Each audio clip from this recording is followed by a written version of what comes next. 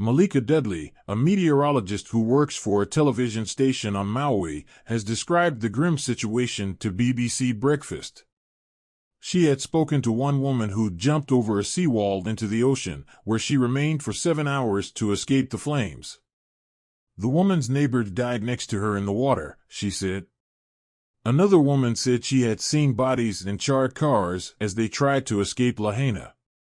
It's a really dire situation, as we begin to hear stories from these survivors who literally had to run for their lives, Dudley said. She herself had just learned her home was still standing, but elsewhere on the island people are still very much on edge.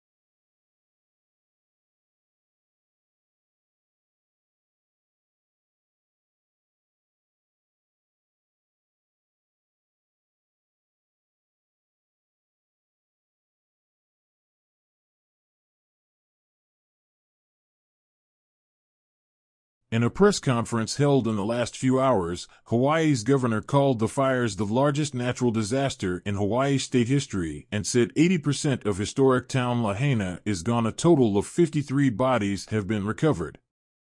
Governor Josh Green warned, "We will continue to see loss of life."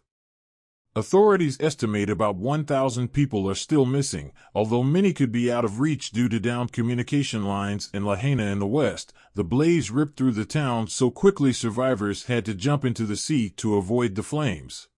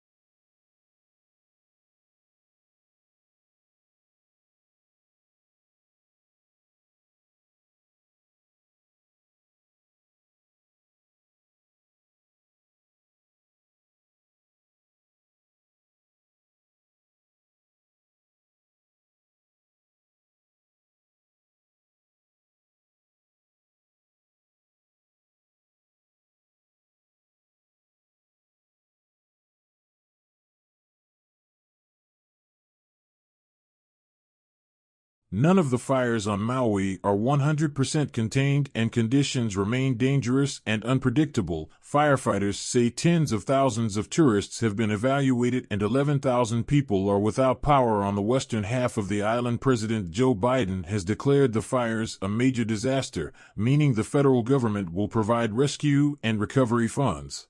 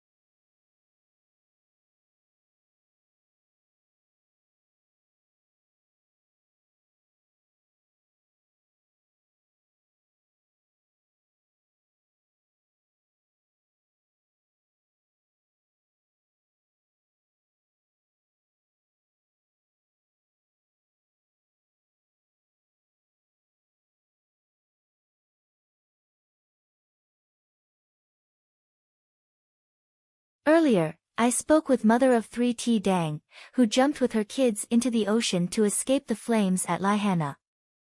Dang said her family all said goodbye to each other in the water as they were certain they would die. At one point, her daughter fainted in the water. We saw a firefighter come. He was helping people up and I just screamed, "I have a child. I have a child," she said. Leading a group of 15 to 20 survivors, the firefighter told them, "I don't even know if we're gonna make it at this point. Just do everything I say. If I say jump, jump. If I tell you to run, run." After reaching shelter at the Maui Prep School, she was forced to move twice more.